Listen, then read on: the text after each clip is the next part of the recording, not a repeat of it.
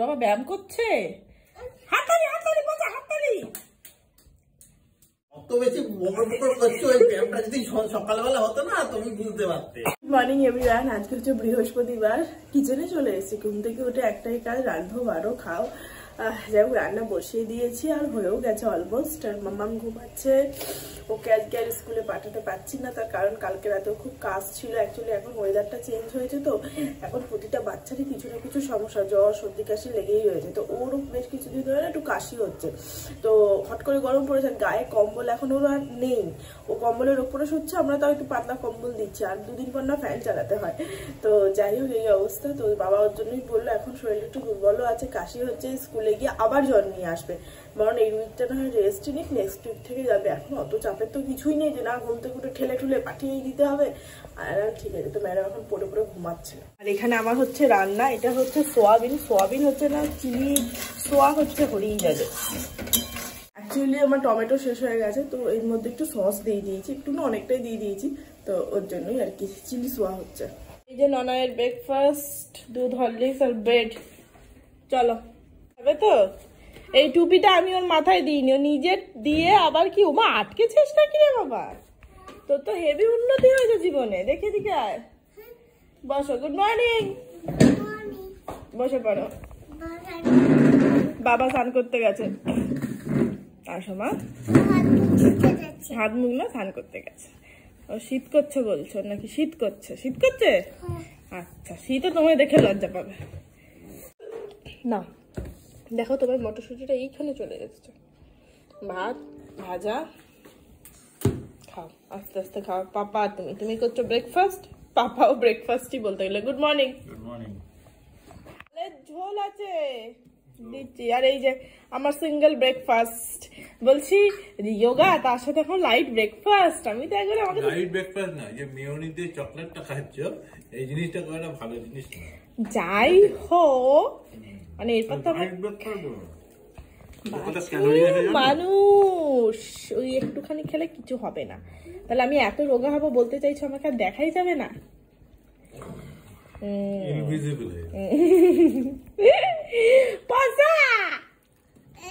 এই বড়িটা সেই তোমার আনা বড়ি নয়, কিন্তু এই বড়িটা ভালো খেতে। আমি নিয়ে আসলাম, কতগুলো বড়ি যাচ্ছে, এত বড়ি দেওয়া যাবে না। বড়ি ক্রাইসিস, আমার মেয়েরও দুটো বড়ি আছে, ও বড়ি খেতে খুব ভালোবাসে, আর আমি ওর জন্য বড়ি দিয়েছি। খাই যখন না লাগবে না, তাহলে এটা দেবো না। সোয়াবিন দিয়ে দুটো ভাত নেবে, আর ডাঁটা ওর, তোমার বেলাতেই ডাঁটা ওঠে না। সোয়াবিন রাতে তো খাবে, এখনো খাবে, অনেক সোয়া আছে না। সবাই দেখছে, ব্যাড গার্ল বলবে। আচ্ছা আর একবার লাস্ট, এরপর দেবো।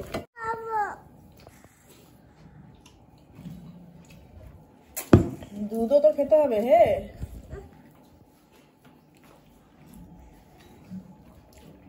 রাখো ওটা, ঢোকাও মুখে, ঢুকিয়ে নাও তাড়াতাড়ি।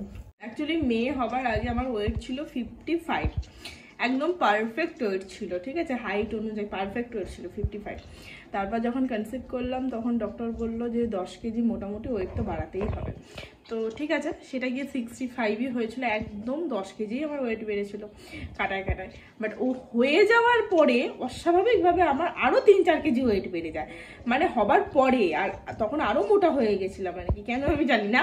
ও হবার পরে ওয়েট কমার থেকে ওর বরং বেড়ে গেছিলো, দিয়ে আমার ওয়েট ওই 68-80 ছিল, এখনও তাই মোটামুটি। এখন আমার ওই 60-80 আছে, ও বলছে 67 মনে হয়।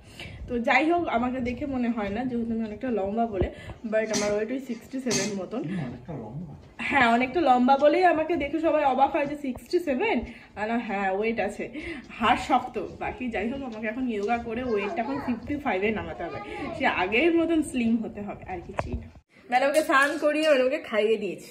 আমার ভাত এইটা, আজ হয়েছে পেঁয়াজ কলি, ফুলকপি আর মটরশুঁটি, আলুটা দিইনি শুধু কুড়েমির জন্য, আর চিলি সোয়া বলতে গেলে, আর সবার পছন্দের বাড়ি আর ডাল। খাবো তো অবশ্যই, তার আগে ফোনটা চার্জে দিই। ফোনে নেই চার্জ, উঠে আবার ভিডিও এডিটিং করার আছে, সুতরাং বুঝতেই পারছো চাপের ব্যাপার আছে। তাই সবার আগে ফোনটাকে দেবো চার্জ। এই যে বাটিটাকে নামিয়েছি, বাটিটা এতদিন তোলা ছিল। এখানে ম্যাডামের জন্য চিড়ের পোলাও রেডি হয়ে গেছে, বাট পোলাওটা একটু অল্প হয়ে গেছে, বুঝতে পারিনি, বাট ঠিক আছে। বাট ম্যাডাম একা একা খাবেন, এটা ঠান্ডা হোক। ও দেখে কি আনন্দ যখন বাটিটা বার করলাম।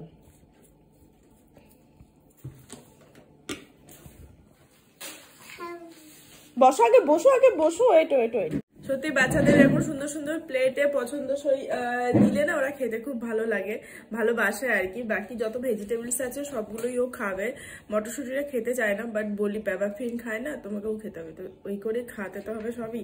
এই খাও, কিন্তু একটুখানি গরম আছে, দাঁড়াও দাঁড়াও, একটু গরম আছে, একটু ঠান্ডা যা, খুব অল্প হয়ে গেছে মা, বাট ঠিক আছে তুই এইটুকুই খা, তাহলেই হবে।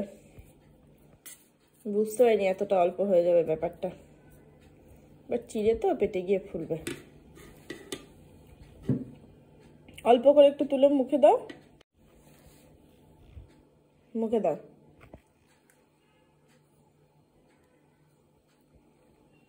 কেমন হয়েছে মা? দারুন। আচ্ছা খেয়ে নাও। খাও, মুখে দাও।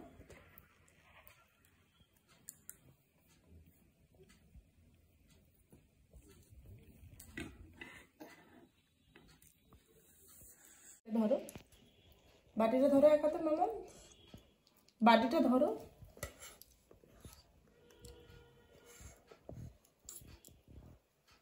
আর একটু তোলো,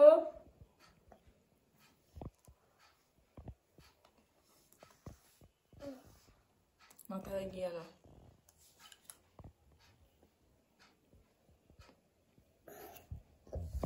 সাবাস।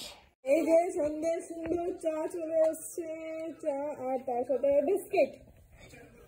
Good evening. আর স্যার এখানে দেখছেন ডিশ ওয়াশারের রিভিউ। সাবাস সাবাস। ডিশ ওয়াশার দেখছে, ডিশ ওয়াশার কথাটা তোমরা এর আগেও আমার ব্লগে একবার শুনেছিলে। অ্যাকচুয়ালি কিছু প্রবলেম চলছে আমার মেডকে নিয়েই বাড়িতে, আমার বলে না সব বাড়িতেই চলে এই ধরনের প্রবলেমস, পরবর্তীকালে শেয়ার করব তোমাদের সঙ্গে। আপাতত দেখছে কোন কোম্পানির ডিশ ওয়াশার ভালো কি না বৃত্তান্ত সব কিছু দেখছে। ইচ্ছা আছে এই স্যাটারডে করে ছুটি যেহেতু আছে, মানে ওয়ার্ক ফ্রম হোম আছে, একটু টাইম বার করে বিকালের দিক করে বা ইভিনিংয়ের দিক করে গিয়ে একটা ডিশ ওয়াশার দেখে আসবো। আর খুবই আর্জেন্ট যেটা আমাদের জন্য এই মুহূর্তে দাঁড়িয়ে, ওর জন্যই। বাকি বৃত্তান্ত তোমাদের কিছুদিন পরে শেয়ার করছি। বাবা তোর বাবা ব্যায়াম করছে, হাততালি হাততালি বাজা, হাততালি।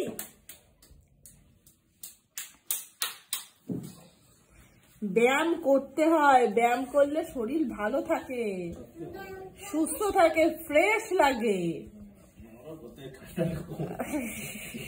ঠান্ডা কমে গরম পড়ে আবার বর্ষাকাল আসতে চলছে।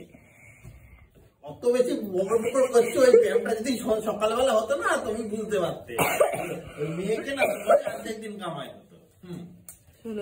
শোনো তোমার ওই ব্যায়ামটা সন্ধ্যের সময় চলে তুমি যেতে পারছো, তোমার যদি সকালবেলা হতো তুমি যেতেই পারতাম। এবার আমি বলি সকালবেলাতে ব্যায়ামটা ছিল সপ্তাহে 7 দিন, আমি তো 3 দিন করছি, 7 দিন ছিল ফ্রি অফ কস্ট সকাল 6টা থেকে, বুঝতে পারছো তো? যেতে পারবে এই অফারটা কে না নেবে? সপ্তাহে 7 দিন, তারপর ফ্রি অফ কস্ট, বুঝতে পারছো? কোনো পয়সাই লাগবে না, 7 দিন। কিন্তু আমি যাইনি, কারণ সকাল 6টার থেকে আমি পয়সা দিয়ে করবো, তবুও ঘুমাবো, রাতে যাবো। ঘুম সবার আগে, তুই না যারা ঘুম প্রিয় পাবলিক ল্যাব কর তারা বলবে আগে ঘুম পরে খাওয়া দাওয়া ব্যায়াম। তবে আমার শাশুমা আশ্বাস দিয়েছেন তুই 1 মাস কর, তুই রেজাল্ট পাবি, তুই রোগা হবি। রোগা তো আমি এমনিই আছি, কিন্তু দেখা গেল হাত পা আরো সরু হয়ে গেল, তাহলে মুশকিল। খাবার আগে কেউ ব্যায়াম করে না। বাবা কি কাশি, বসো। কাশির জন্য শুকনো কাশির বেস্ট ওষুধ হচ্ছে আমার শাশুমা এখন বললেন, আমিও করেছি, ঘি গরম করে তার মধ্যে গোটা গোলমরিচ দিয়ে একটু গরম করে গরম গরম ঘিটা গোলমরিচ সহ চিপিয়ে চিপিয়ে খেয়ে নাও, ঝাল গলা দিয়ে যাবে আর কিচ্ছু খাবে না, সত্যি কাশি কমে। আমি আজকে রাতে সেটাই করবো, গোলমরিচ গোটা নেই গুঁড়োটাই দেবো, বাট ঠিক আছে। বাকি এই যে রাতের ডিনার, পাতলা টালটালে ডাল আর তার সাথে চিলি সোয়াবিন। আসো, করেছি অল্প, লাইট বন্ধ করতে গিয়ে মাইক্রোওয়েভ বন্ধ করে দিয়েছি। ডালটা একটু গরম করো না। দেখেছো, আমি তো জানি বাজে মানুষ। তোমাকে আমি বাজে মানুষটা বলি, মানে ওটা তোর বাজে মানুষ দত্ত হয়ে গেছে আর কি। মামা হ্যাঁ তোলো, রাতে খাবে। সব বন্ধ করে দিয়েছি ঘরে।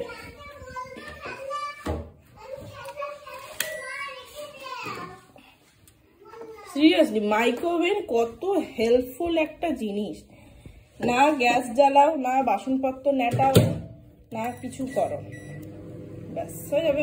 কি হতো, এই ডালটাই গরম করার জন্য গরম করার পাত্রে ঢেলে গরম করতে হতো, দুটো পাত্র নষ্ট হতো, প্লাস টাইম দিতে হতো। সো মাইক্রোওয়েভ রেডি খাবার দাবার গরম করার জন্য খুব খুব খুব হেল্পফুল একটা জিনিস, খুব ভালো একটা জিনিস। অনেক কিছু হয়, বাট ট্রাস্ট মি, মেয়ে হওয়ার পর কিনেছিলাম, আমি কিচ্ছু বানাইনি, তন্দুরি কেক ফেক কিচ্ছু না, শুধুমাত্র খাবার গরম করা ছাড়া।